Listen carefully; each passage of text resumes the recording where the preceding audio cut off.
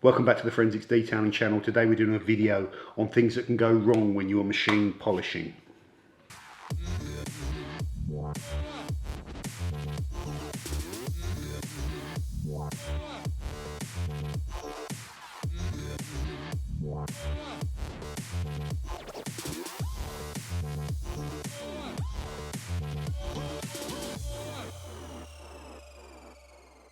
Welcome back to the Forensics Detailing channel. So, things that can go wrong when you're machine polishing, shock horror.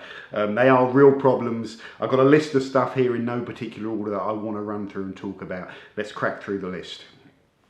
Number one, inadequate cleaning and preparation. Much more of a problem with older cars that have got a lot more contamination on them and stuff like that that's harder to remove.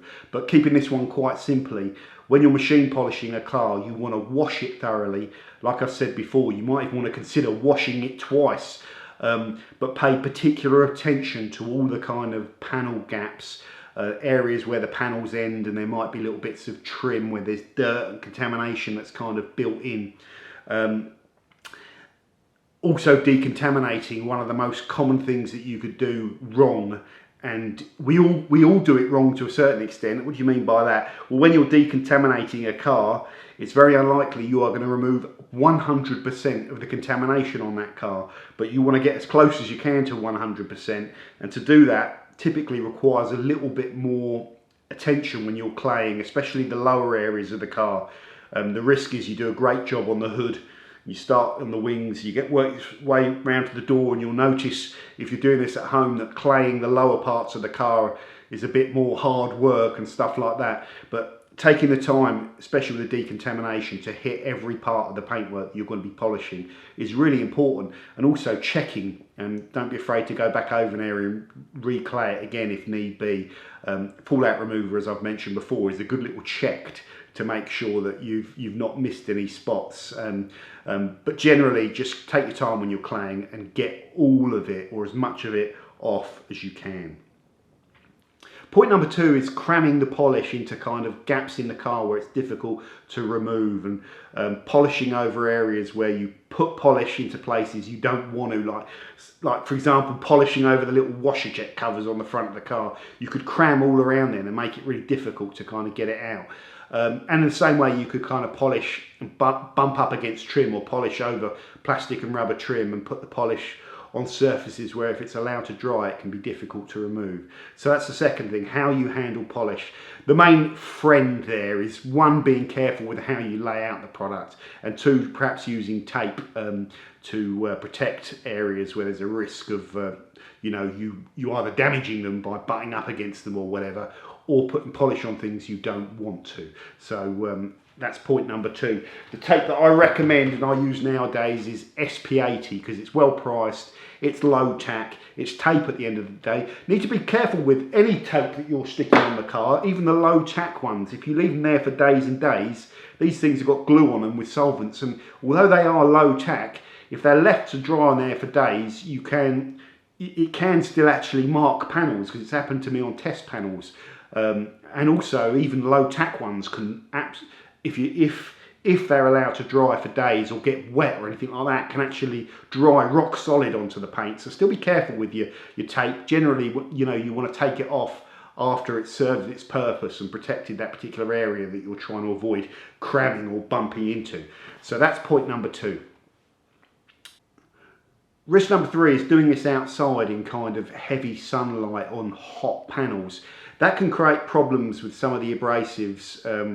Like I say, the abrasives, it depends on which ones you pick, but some of them are prone to drying out quicker when you work them, depending on the formulation. If you're putting them onto hot panels, it can drastically kind of affect their working times and make this all difficult, make the products dust up very quickly and give you very short working times, and it can make things go wrong. So I'm never typically a polish outside on a roasting hot kind of day. You could argue this ties in with kind of like an environmental thing, where the ideal scenario is that you are polishing inside if you can, but it's just not possible for everyone. And even in the industry, there's lots of guys that are mobile because people need that.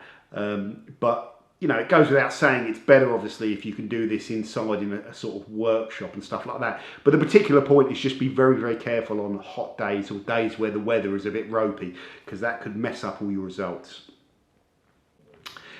The next thing, guys, is taking, perhaps this is a bit of an obscure one, but it's a real risk, and that is taking the wrong approach for the job or the task at hand that you've got to do. You're thinking, what the hell is he talking about here?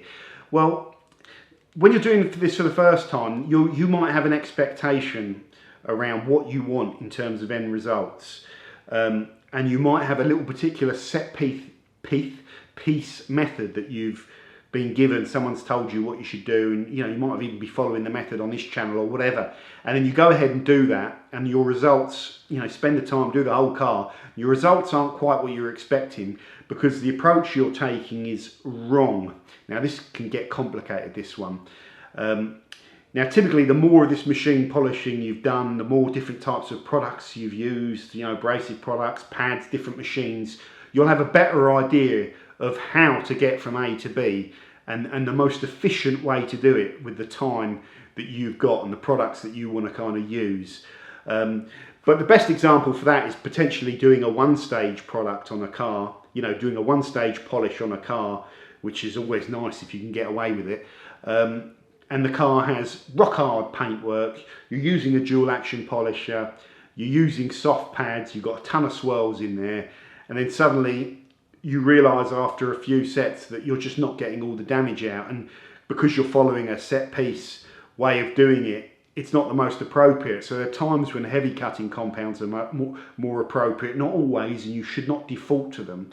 And there are times when perhaps finishing products on softer pads are more appropriate. There are even times when certain tooling options might be the best bet for you, but that's probably, you know, that's probably not quite as important for anyone watching this video. Now the sort of solution to this, guys, is a couple of things. One, that after you've kind of prepared the car for polishing, is to really spend a little bit of time going over the car and looking at what you're kind of dealing with and what you've got to achieve and what you want to get out of it. How much swirling is there? What sort of paintwork are you dealing with? You know, it's like rock hard paintwork that isn't going to really respond well to a dual action polisher and a one stage compound, and you'd really want to be going at it a bit harder with something else. So try and ask yourself that question rather than just kind of start polishing and then realising you're not getting the results you want.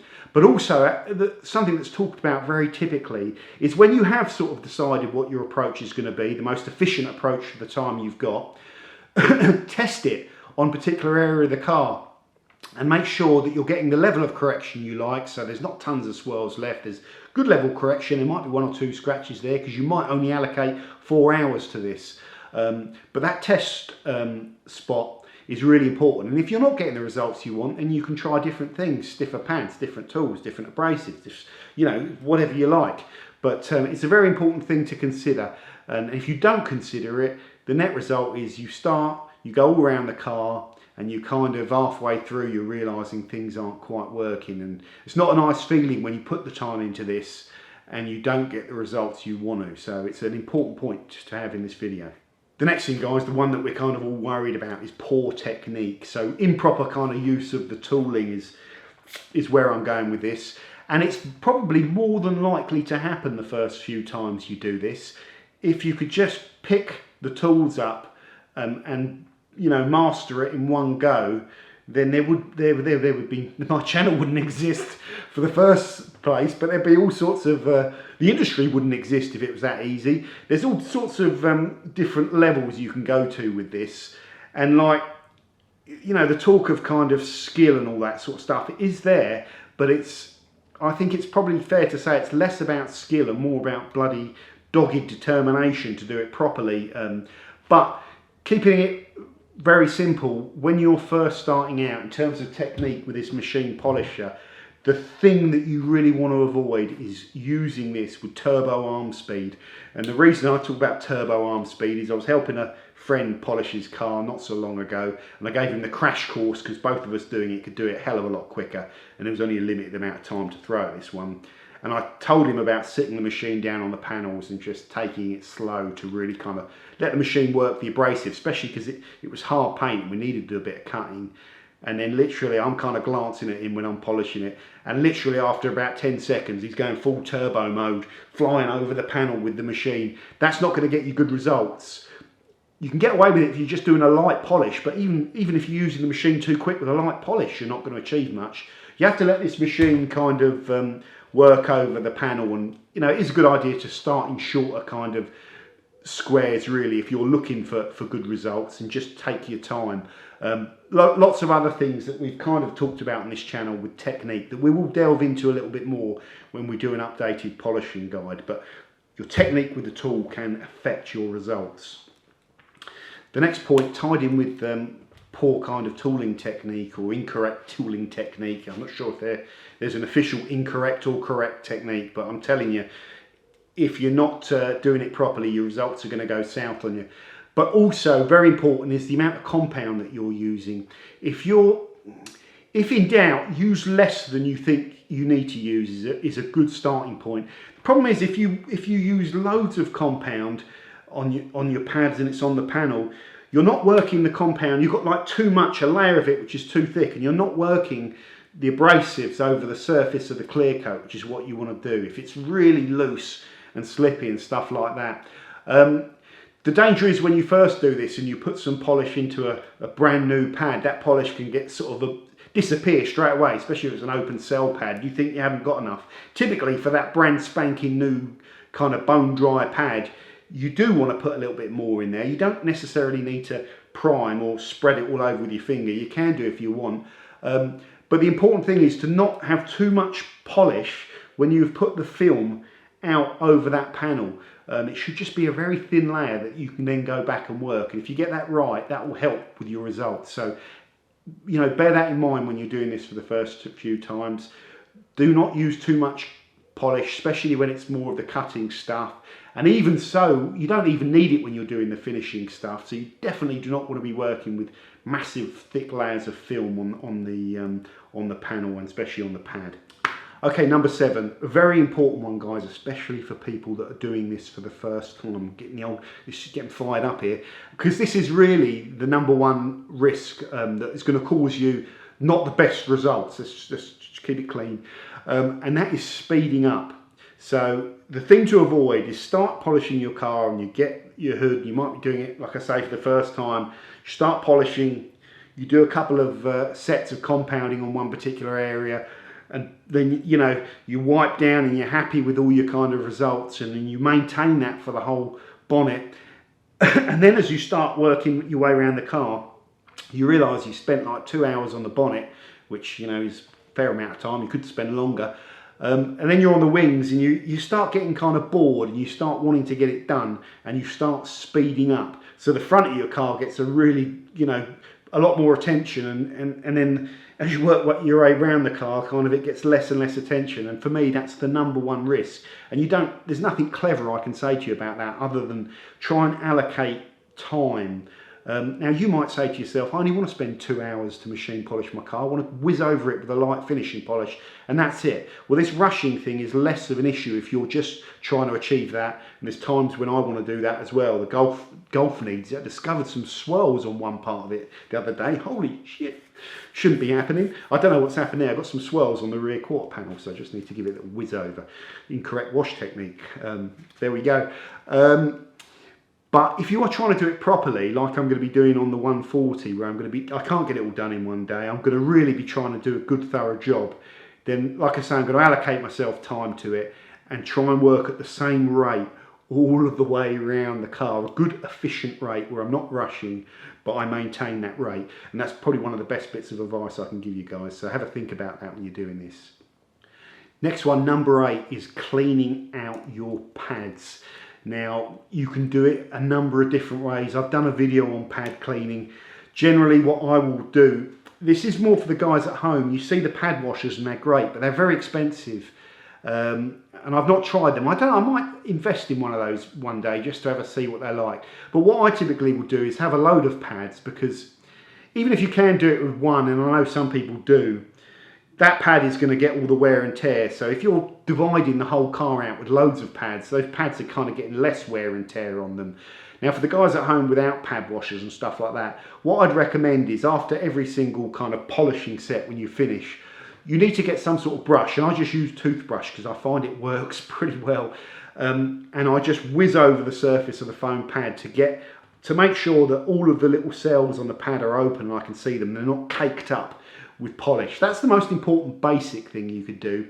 You could go beyond that and really flush out the pad and wash it if you like, because more of that spent product that you don't kind of wash out of the pad can dust up the more you work your way around the car. What I tend to do is, like I say, I'll use the brush and I'll change the pad over, you know, maybe after about, God knows, 10 or 15 sets, something like that. I've got quite a lot of pads nowadays, and that just solves the problem or mitigates it for me. But like I say, make sure your pads are clean. If you do wash them out, you know, periodically, maybe after 5 sets of brushing, some guys will say that's a bit gunked up, I'm going to clean it. Just need to be aware that it's very hard to get that dry, even when you're whizzing it off in the machine or cramming it in microfiber. So the next time you then put polish on it, it can affect the compound and it can cause you to sling a little bit more. So, but the main thing is just keep it simple. Just be mindful that you really do want to clean that pad and work with clean pads when you're going in to start, you know, another kind of polishing run.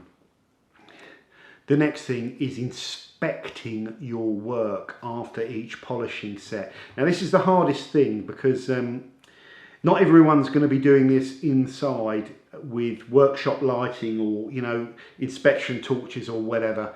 And the variation in the conditions, you know, there are some amazing bits of lighting and kit that you can get there, but 99% of people that are watching this channel are not going to go and invest in that sort of stuff, and probably 99% of people are going to be doing it outside, I'm guessing. Maybe not quite that high.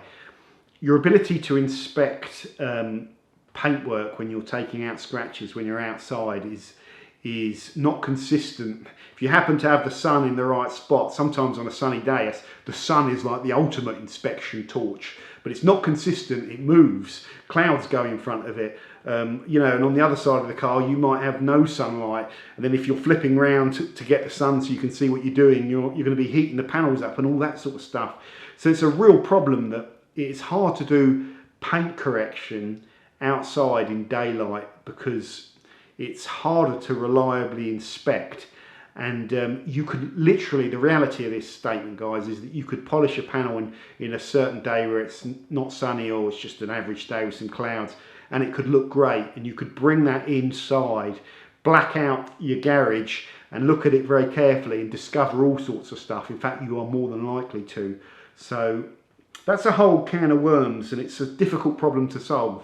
You know, some guys use gazebos outside and stuff like that, but it's a very difficult problem to solve, and it's one of the reasons, if you can do it inside or you've got a mate with a garage or something like that, it will help you if you're trying to really kind of work and inspect your work after each set so you know where you're at.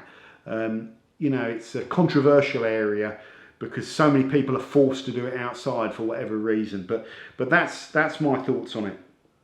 The next point, or risk of things going wrong when you're doing this, and this is a low risk but massive consequences, and it's a risk that I've been taking most of the time that I've been doing this polishing stuff over the years, and it's only till recently, in the last year or so, that I've done the channel, that I've actually invested in this equipment, and that is the paint depth gauge.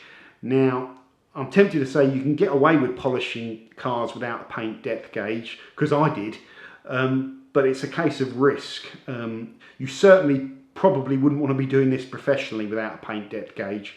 And if you have one, it enables, like I said in that paint depth gauge video that I've done on the channel, a little plug there for it, by just checking, you don't have to go mad, but the more you can check, the better. Checking what you have on the car versus what you should have, and it just gives you an idea of any kind of areas of the car where you are literally perhaps running out of clear coat. There are limitations with the whole paint depth gauge thing that will take too long to go to talk about in this particular section, but my advice would be, if you're really into your detailing and you don't mind spending the money, then I would invest in a paint depth gauge.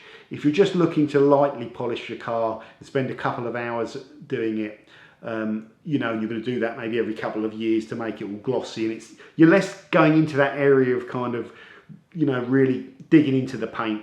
then you could perhaps get away without a paint depth gauge, but it's something to consider, because if it does go wrong and you go through, then you're in the paint repaint thing. You know what I'm trying to say, and it can end up costing you a lot of money. One of the best things about the detailing hobby and being able to do it is you can actually end up saving yourself quite a lot of money being able to kind of do this to your car, I think, anyway. But you'll end up spending loads of money on loads of products you don't need to offset that, but there you go. So that's number 11. The next one, number 12, is do not chase perfection or chase scratches if you've not been doing this for too long. The reason being, a lot of the scratches, you will not be able to get them out. If they're easy to spot, you know, the rule about if you can feel them, yeah, is generally a good one to follow. But the thing you want to avoid doing is you're working on air and you finished it, and you see a big juicy scratch, and then you start just trying to get that scratch out, hell for leather, just working on that one area, going, and got to get that scratch out, got to get that scratch out, got to get that scratch out. If it's a real deep, juicy one, guys, let it go. If you're doing this for the first few times, do not go chasing them. That would be my advice.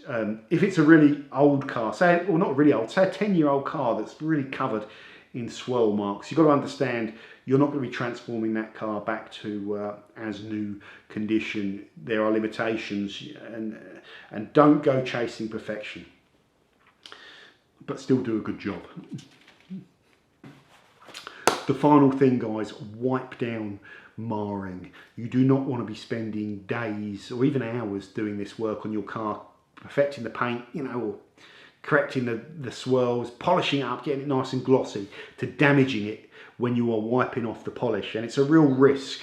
And the problem is that those sorts of fine scratches you'll get when you're wiping off, if you're doing this outside, you won't spot them. Well, it's unlikely you'll spot them, let me say it like this, depending on the colour of the car and all the light and all that sort of stuff. It's very possible you won't spot them, and you could end up chasing your towel and spending 5 hours polishing your car, taking out scratches, putting them back in. Rinse and repeat till you've done the whole circuit. You really want to avoid that. Now, there's a whole can of worms subject area we could delve into in this video that I'm not going to delve into. I'm just going to keep it very simple, that I value decent plush open pile kind of cloths to do my final wipe downs with, and I keep those cloths in good condition. In fact, I'm way too anal about my cloths, but there's good reasons for all that I haven't got time to go into. I recommend that you at least try or have a certain type of soft open pile cloth available to you for kind of these polished wipe downs. Yes, lots of guys are doing it with different cloths and stuff like that. I'm not going to get into it in this video. I just recommend you do have a deep open pile one, and it will reduce the risk, in my opinion, of this particular problem, number 12, wipe down marring. Okay guys, I hope you like that one. This was a brainstorm of the things that I could think of that could go wrong on you and could really cause you problems.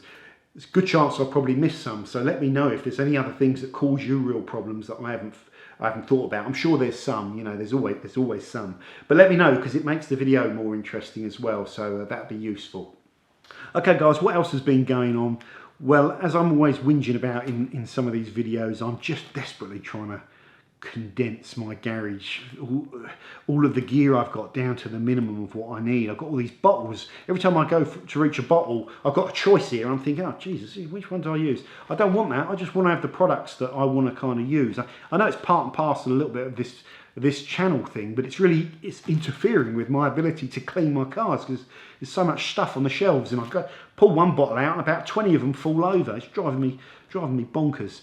So I want to try and clear out, box some stuff up, and get it down to a kind of workable amount of products that I just need. And I've been doing that on paper, and I think I'm there now with my final products thing. So I'll shoot that in a video, because it'll be a nice cathartic thing to go through them all as well and show you what I'm kind of planning on using, and the stuff that I don't want to throw it away because they're good products, but I just want them out the way and set aside.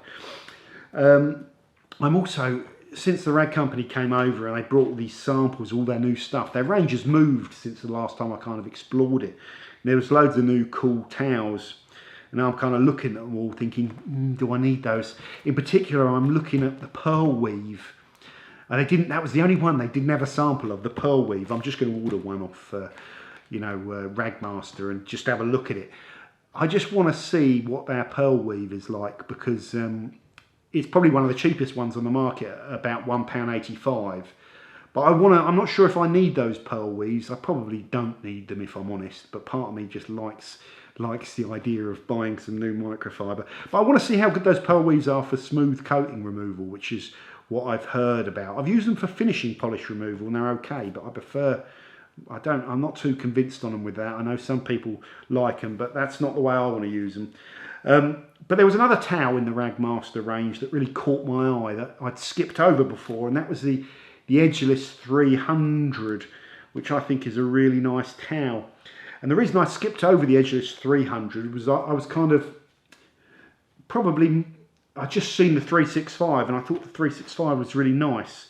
But actually now, looking at them both, I actually prefer the 300 because of the fact it's consistent on both sides. This is a bit plusher on one side, so it's actually a dual pile like Levi was saying. So I just got a decision on whether I'd go and buy a load of other cloths and whether or not I get pearl weaves, or whether or not I get some Edgeless 300s, or whether or not I just don't need them, and the Paragon 7030 Terries are kind of good enough, because I do use those on smooth coatings at the moment and they're fine. So it's this balance between, wanting to explore products and sometimes I just want to buy them. I just want to get a load of them and have them.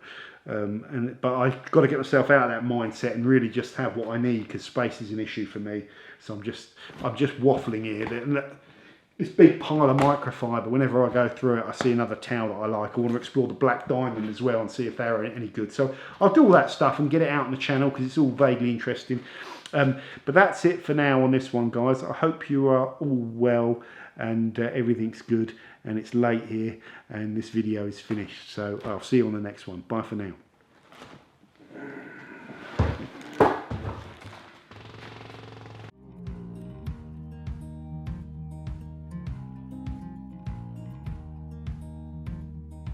Holding on to what I knew, but the moment's gone. Where was I when you